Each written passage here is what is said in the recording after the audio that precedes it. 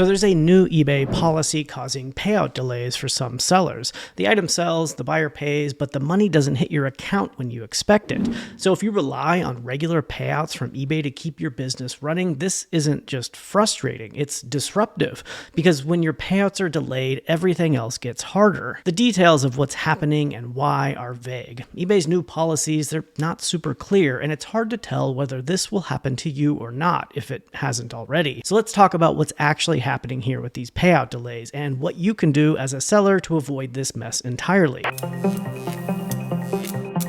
Hello and welcome back to my weekly show where I talk about the ups and downs and in-betweens of selling on eBay. I've got a packed show for you this week. I went to some garage sales, so we'll take a look at some of the stuff I bought. We'll talk through my numbers for the past week, of course, and then obviously my top 10 sales. But let's jump right back into this payment issue. And we're going to start by talking about how payouts on eBay normally work. So at a high level, you sell something, the buyer pays eBay, and then eBay pays you. It's pretty easy. You can either request transfers to your bank account on demand, like whenever you want, or schedule them to happen automatically on a daily, weekly, bi-weekly, or monthly basis. Personally, I use weekly payouts because it makes bookkeeping easier than doing them every day, but the frequency doesn't really matter. What does matter is whether your funds are actually available to be paid out. So eBay only pays out cleared funds, which means money that's been fully settled or it's verified or free of any holds. If a payment is still under review or subject to a hold or connected to an unresolved issue, it doesn't count as cleared, so you can't get it paid out. You might see the transaction in your eBay account, but the funds aren't available for payout until they've passed through all of eBay's internal checks, and that's where things are starting to shift. Some sellers are getting emails from eBay saying that their funds will be on hold for longer than normal, up to 3 days after a sold item is confirmed as delivered. So you sell something on a Monday, you ship it on a Tuesday, maybe it gets delivered on Friday. Your money from that sale may not be available for payout until the following Monday. And then, of course, you have to wait for the bank transfers to settle, which usually take another day or two. So that's over a full week from sale to payout, even if everything goes smoothly. And so much of shipping is out of our control. And if your package is delayed, which tends to happen more frequently around this time of year, then your payout is also delayed. Now, this isn't happening to every seller, at least not yet, and it's not always obvious which sellers are subject to the new delay or when or why. And that uncertainty is where the real problems start. So to explore these problems, I want to start by understanding why these payout delays happen in the first place, because that's important. Now, a lot of people like to think that eBay keeps your funds for longer so that they can grow their own bank accounts and profit off the interest earned while holding. And that may be a side benefit of these policies, but it's not why they're doing it in the first place. It's much more complex than that. You have to look at it from eBay's perspective, right? They're managing risk to buyers, risk to sellers, and risk to their own business. If they don't have some kind of hold system in place, it would be easy for bad actors to just exploit the platform. A fraudulent seller could list a high-value item that they don't own, they could collect the payment and just disappear before the buyer or even eBay knows that there's a problem. So eBay uses these payout holds as a way to reduce that risk. To determine when funds are available to be paid out, eBay evaluates seller accounts based on a set of internal trust signals. New accounts are probably more likely to see holds. Accounts with limited history or unresolved cases or inconsistent behavior may be more likely to be flagged. Even selling in specific categories or at certain price points is triggering additional scrutiny and delays. But here's the thing. eBay doesn't explain any of this clearly, right? There's no published policy that says if your account is under 6 months old, or if you sell electronics over $500, that your funds will be held for a longer time period. It's all opaque. But that's by design, because publishing the specific risk criteria makes them easier to manipulate. This isn't unique to eBay, by the way. It's foundational to how fraud prevention works basically everywhere, from credit scoring to spam filters. The more precisely you publicly define the rules, the easier they are for bad actors to exploit. If eBay said, we hold your funds if your account is under 90 days old and your defect rate is above 2% or you have fewer than 100 feedback, scammers would simply structure around that. Thanks. They'd sit on burner accounts for 3 months and inflate feedback through dummy transactions and then move high-ticket items right after crossing the trust threshold. Sharing those details defeats the entire purpose of having the payout delay system in the first place. So instead, eBay intentionally keeps the rules vague and adaptive. They don't publish exact thresholds or timelines. They use what's called a black box risk model that dynamically weighs a bunch of different trust signals so that the criteria can shift and therefore the results aren't predictable. predictable. This prevents scammers from reverse engineering the system because, after all, they can't game the model if they don't know what triggers it. That vagueness gives eBay the flexibility to adjust their trust scoring behind the scenes and respond to new fraud patterns and flag suspicious behavior before it causes damage, all without giving attackers a roadmap. So the ambiguity, while frustrating for us sellers, it serves a purpose, right? It prevents scammers from treating the trust system like a checklist to overcome. That part of the logic makes sense, but it comes at a cost, right? Because when sellers don't know what triggered the delay or how long it'll last or what they can do to remove it so they can get paid faster, it doesn't just deter bad behavior. It creates uncertainty for us sellers. And that's where the real impact shows up, not in the policy itself, but in how it plays out for the responsible sellers who want to play by the rules and are trying to plan and buy new inventory and stay above water in a system they don't control and can't predict. That's the cost of ambiguity, even when it's intentional and even when it solves a real problem.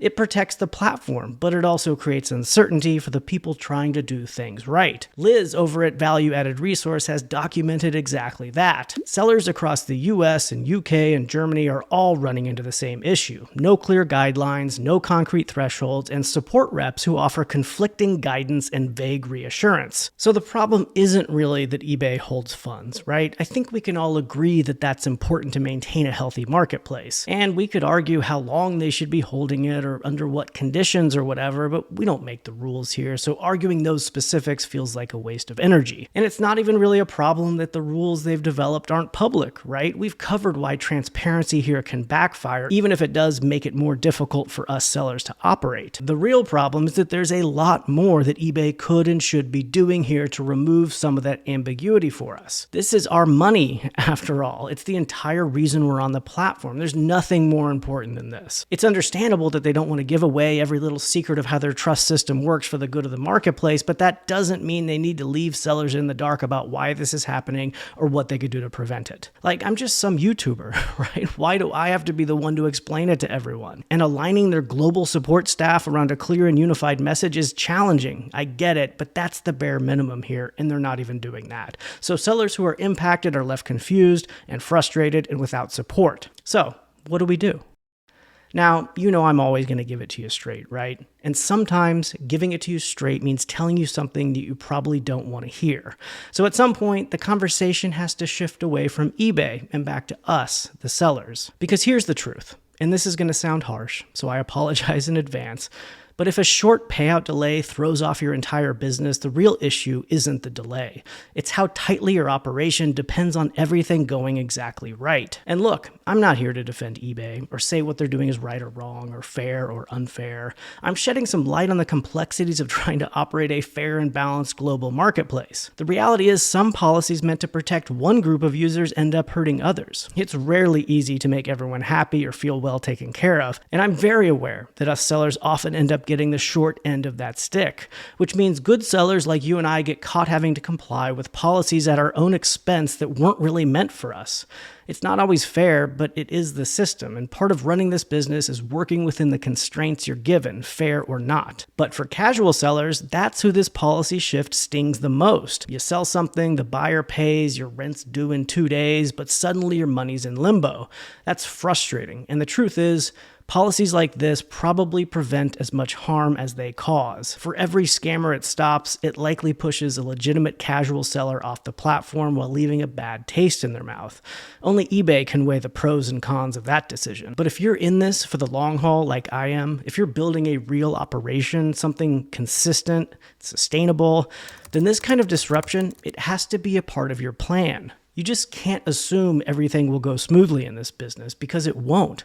Eventually, something is going to happen. And if a payout delay means you can't buy new inventory or you can't ship or you can't cover your bills, that's not just bad luck. That's a business model that only works when nothing goes wrong. This is the cost of building a business on a platform that you don't control. You don't get to set the rules. eBay does. You don't get to approve the changes, and you won't always get a heads up when something shifts. And sometimes those shifts won't make any sense to you. These payout holds, they're not new. They're just becoming more common and a little more aggressive. And that change is surfacing a hard truth for a lot of sellers. Maybe their businesses are more fragile than they realize, but they don't have to be. You don't have to stay one policy change away from a breakdown. So how do you protect yourself from the next disruption, whether it's a delayed payout or something else entirely? First, instead of chasing clarity about when payout holds happen or why, the better move is to just focus on becoming the kind of seller who won't trigger them in the first place. That means things like shipping on time, or low defect rates, or responsive case handling, and generally clean and predictable account behavior over time. If that sounds familiar to you, it's because that's how eBay already rates you as a seller, and how you score impacts everything from how high your inventory shows up in search results to how quickly you get paid. And eBay isn't looking for perfection here. Their systems are looking for patterns they can trust. You need to give them nothing to worry about. If your account looks boring and predictable, that's what you want. If you sell 3 pairs of high-end luxury sneakers on an account that's sold nothing but $12 fishing lures for the last year, don't be surprised when you get flagged. Not because you're a scammer, maybe those shoes are authentic, but because you're following a pattern that their system has learned not to trust. Second, stop building a business that only works when nothing goes wrong. Payout delays, unexpected expenses, broken gear, they're all the same. They all have the same outcome, which is loss, and none of them should wreck your business. The goal isn't to avoid these disruptions because disruptions are unavoidable. The goal is to absorb the disruptions when they happen and then keep moving. A payout delay feels huge when it first hits, but it doesn't stay that way, right? Or it shouldn't. After a week or two, your payout schedule just adjusts. You're just getting paid on last week's sales instead of this week's. The money's still coming in, it's just shifted. So the real question is, can you operate through that shift? If not, then that's a problem, right? But the good news is it's a problem that can be fixed, and you don't have to wait around for eBay to fix it for you. To fix it, you need to create a buffer. I keep a separate bank account for my reselling business and always make sure there's at least $1,000 in there. That's not profit. I don't touch it. I call it a runway. It's what lets me grab a surprise bulk buy when a great deal pops up or cover some unexpected expense without scrambling. When it drops below $1,000, it gets refunded from new profits coming in until it's been paid back. You don't have to have a $1,000 buffer too, but you should keep some money stashed away to cover any surprise expenses or payment delays or whatever else may come up. But that's really just a baseline. If you want to stay functional through the inevitable friction that comes up in this business or any business, whether it's a surprise payout delay or a broken computer, start building these types of systems now. You want to build a sourcing buffer so that you can act fast when an opportunity shows up, or try creating a refund reserve so buyer returns don't touch your operating budget. Build out redundancy for critical gear like a backup thermal printer or anything that could break mid-process. And you definitely want a clean line between personal and business funds so that you know exactly what you're working with. If you're running your business out of a single personal bank account, that makes everything way more difficult, and now is the time to separate. None of this is complicated, but it only works if you set it up before you need it, not after. And remember, you can't control when a payout delay or other problem hits, but you can decide how fragile or how prepared you'll be when it does, because eventually it will. Okay, what's next? All right, I went to some garage sales and estate sales today. I picked up some stuff here, including this. This is just some shipping materials here. These are like some hard cardboard mailers here for $1 a piece. It looks like there's probably, 60 total for $3. So I always keep an eye out for shipping materials because you can get them pretty cheap, and these will come in really handy. Also got a Joe Rocket motorcycle jacket. This thing was only $3. It's not in the best shape, but it's armored. And what size is it? It's an XL. It might be a women's XL. I'll need to do some double checking. My guess is it'll go for $40 to $50. I also got a pickleball paddle here. This thing was $3. It is a Gamma Shard. Probably not worth more than $20 is my guess, but figured I'd pick it up. Some Maui Jim sunglasses at a garage sale. These, I don't know. I haven't looked them up yet. Usually Maui Jims are going to go for anywhere from $70 to $125 in used condition, depending on what the model is. So I don't know. I'll flash some comps up on the screen. I also got a pair of Ray-Bans, a little bit scratched on the lenses, but they were only $1. These are the Ray-Ban Ericas, it looks like. So I picked up 2 vintage J-Lin cross-stitching patterns. These things, the Christmas ones usually do pretty well, but the stockings are the ones that do really well.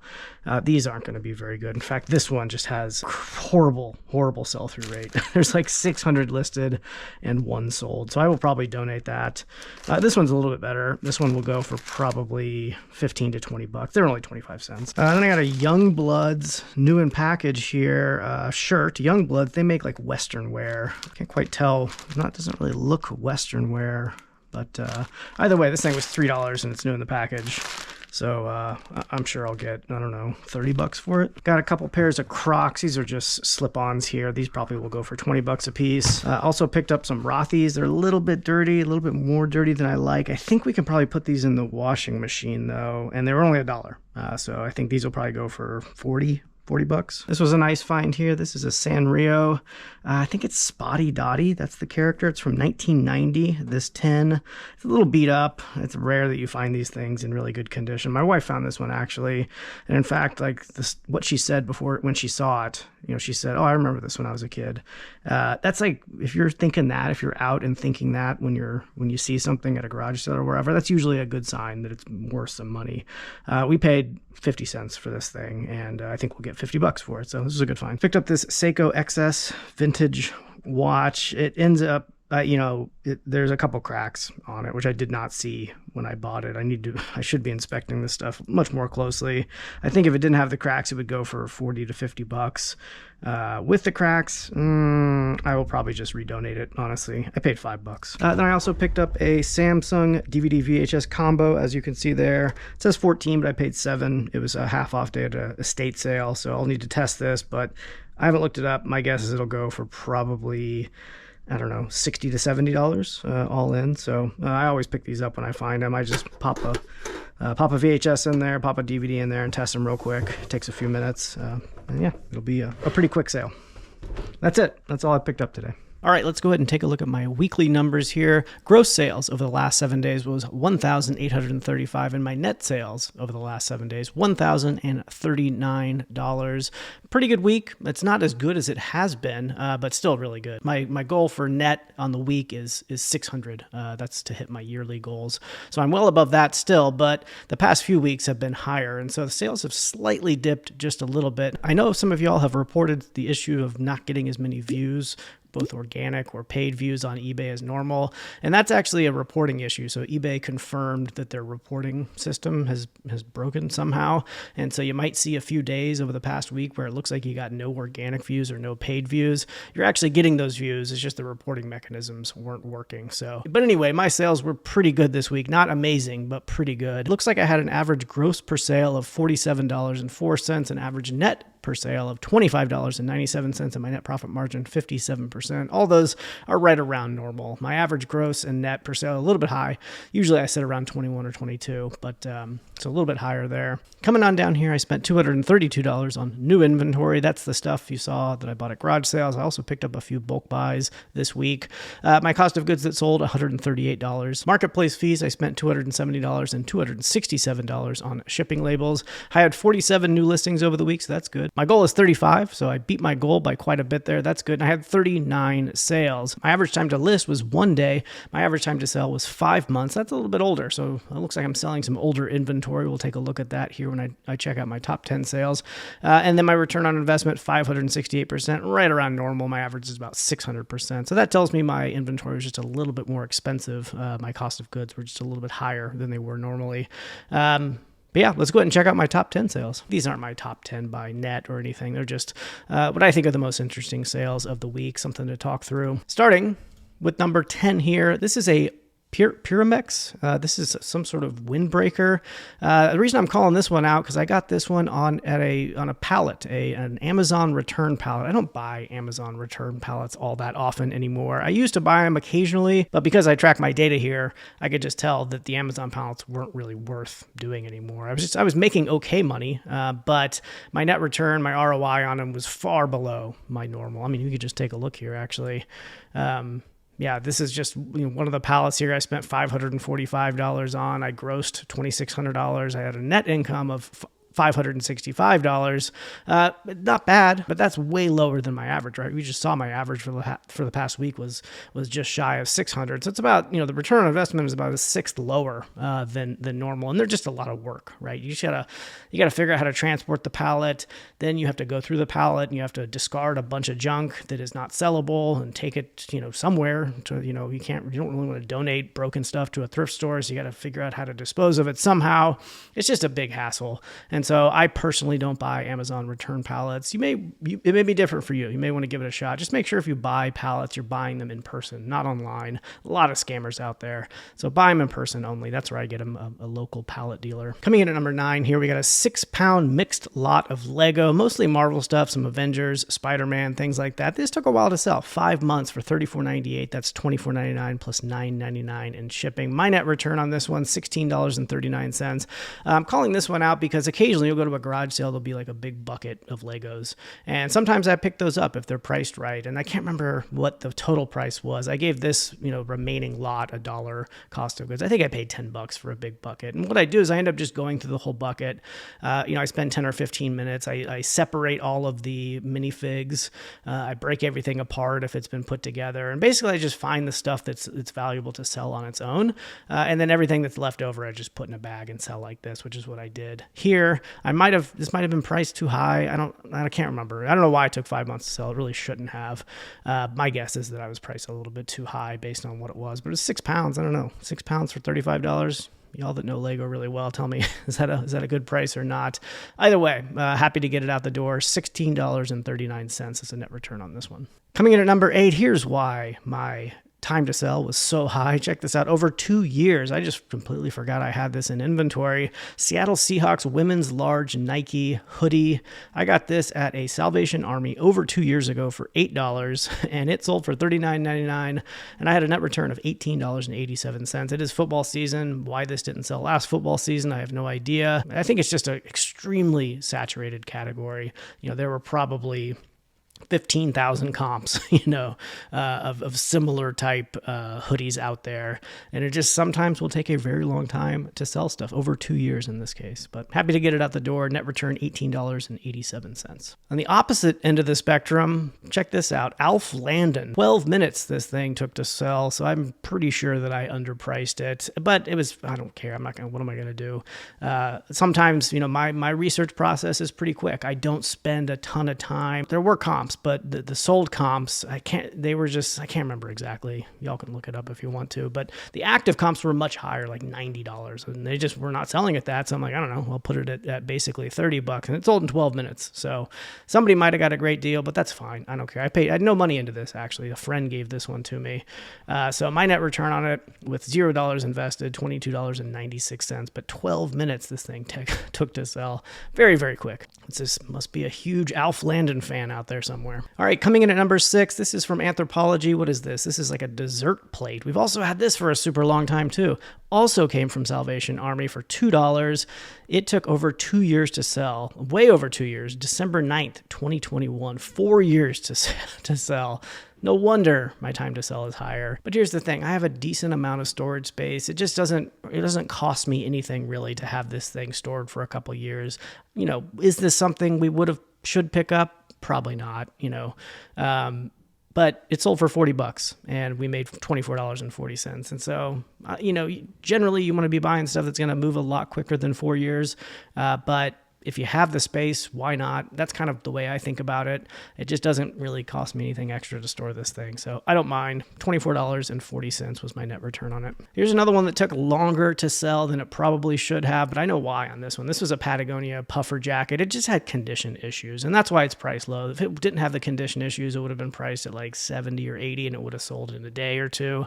But because of the condition issues, it just takes time to find the right buyer who doesn't care about the condition issues.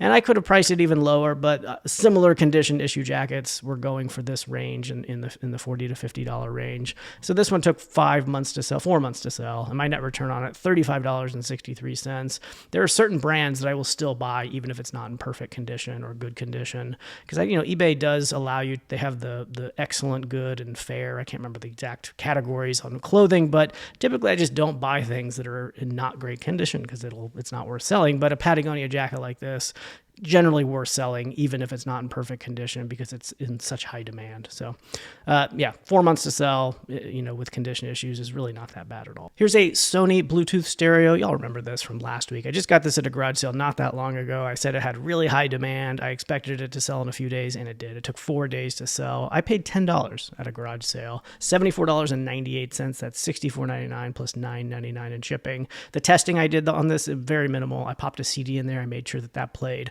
And I made sure my phone could connect to Bluetooth and that the speakers sounded fine. It took about 2 minutes to test both of those things. It cost me $10 to ship. My net return on it, $44.20 on this Sony Bluetooth stereo. This was a unique one. I don't know that I've seen a stereo from Sony like this before. Obviously, you see little Sony boom boxes. Those can still do pretty well as well. But I did notice this had Bluetooth on it. That told me it was newer. It wasn't a super old item, probably not vintage. My guess is it's probably 2012, something like that. But I wasn't expecting this to have as high of demand as it did. There was just very high sell-through rate. The number of active listings were very low, and the number of sold listings were very high. And so it's just very clear that it was going to sell quickly. And so I priced it to sell. It went out in 4 days. My net return, $44.20. Coming in at number 3, this is a Ray-Ban Meta. Those are the smart glasses. So the from Meta or from Facebook, the glasses that you wear. This is the charging case only. And so I got this from a bulk buy with a lot of other glasses. They sold in 4 days for $86.98. My net return on it, $62.62. Another one that just had really high demand and relatively low supply. And so this is, somebody has lost their Ray-Ban Meta charging case, needs to buy a new one, and often the best deal you're going to find is on eBay. So really, really quick to get this one out the door, and happy to see it go. Coming in at number 2 here, also a garage sale find from 2 weeks ago. Do y'all remember this? No, not a garage sale find. I'm sorry. This is a thrift store find, but I did pay up for it, $22.50. It's just a good example of a lot of people scoff at high thrift store prices, including myself, right? My thrift stores are no different than yours. They're filled with overpriced stuff. But sometimes when you see a high price, that can be a signal that it's worth more money. And so this was like $25. I had a 20% off coupon, and just a quick comp check showed that it sold for over $120, and this took 2 weeks. That's it. And my net return, $73.56. Now my ROI is lower. My net profit margin is lower than normal because I'm just investing more money. And so when I make the shift from going to garage sales and start going to estate sales and thrift stores during the winter months, my ROI shrinks and my net profit margin shrinks as well, just because I'm spending more money on inventory. But then, when garage sale season kicks up back in March or April next year, that'll start to even out, and my cost of goods will drop significantly, and my ROI, my net profit margins will rise. And over the course of the year, it all averages out. But again, the thrift stores, again, I just can't emphasize this enough. I get people in the comments all the time. They're like, yeah, but my thrift stores suck. They're filled with overpriced crap. Mine too. Mine are no different. You got to dig. You're not going to find good stuff all the time. And often lots of stuff is going to be overpriced, but sometimes that overpriced stuff is still worth getting. So sometimes you got to pay a little bit of money to make a little money. So don't be afraid of those high thrift store prices. Coming in at number 1, also in the same category, this is a Kohler Artifacts. This was just like the faucet. So this was missing a bunch of pieces, and it would have been worth, I think, $300 or $400 if it had everything. This came from a bulk buy of mine that I did a long time ago. It had a bunch of different fixtures in it. And so you can see here, I had 58 active products still listed. I report on this every few weeks, and it's just active products continues to shrink. I continue to sell this stuff. I've sold 133 items so far out of this. It looks like I have a gross income for the total bulk buy of $9,983, a total net income for the whole bulk buy of just shy of $5,000, $4,922, and a total active list value of $4,000 of everything that's left. And so with my profit margins of being about 50 or 60%, I'll make another $2,000 off of this. And so it looks like this bulk buy will net me $7,000 once everything is said and done. I bought it 7 months ago, so this was a very good one. I would definitely buy a bulk buy like this if I come across it. I don't come across something like this all that often, but when I do, it's definitely worth picking up. But this one sold for $129, free shipping. My net return on it was $87.24. And yeah, not bad at all. All right, lights out. I had something new happen that had never happened to me on eBay yet so far in my 25 plus year careers. I had a pair of shoes returned because they did not pass authentication. It was a pair of Jordans, and it's like crazy to me that they didn't pass authentication. I'm not an expert by any means, but I'm looking at these things and they I mean, I don't know exactly how to tell, but these things were very, very well done. And so I was really surprised to get the email letting me know that they did not pass authentication. Over $200 pair of shoes got sent back to me. I'm actually just not sure what to do with them. I'm obviously not going to try to resell them. I've refunded the buyer's money and all that. I don't want to. It's technically illegal to be selling counterfeit goods like this. Well, I guess I'll just donate them, but I also don't want to donate them and have some other reseller out there think that they're real and waste money on them. So am I just going to throw these things away? I don't know. What should I do with these counterfeit Jordans? I'm not really sure what to do. Oh, another thing I want to mention too is sometimes I get messages on eBay from viewers like you, asking questions or thanking me or saying hi or whatever. And just a heads up, like I don't respond to messages sent to me over eBay. No, nothing personal. Don't take it the wrong way. I don't. eBay monitors your messages. I just don't want there to be any weirdness that eBay might notice and think I'm trying to set up deals off of eBay, or I don't know. So I just don't respond. So if you've sent me a message over eBay and I didn't respond, it's not because I'm a jerk. It's because I don't want to get in trouble with eBay. So if you want to get a hold of me, send me an email, justin@flipwise.app. Leave a comment on a video. I pay attention to those. You could DM me on Instagram. I have a PO box. You could write me a letter if you want to, but I'm not gonna respond to messages on eBay. So that's it. Thank you so much for watching. We'll see you next week.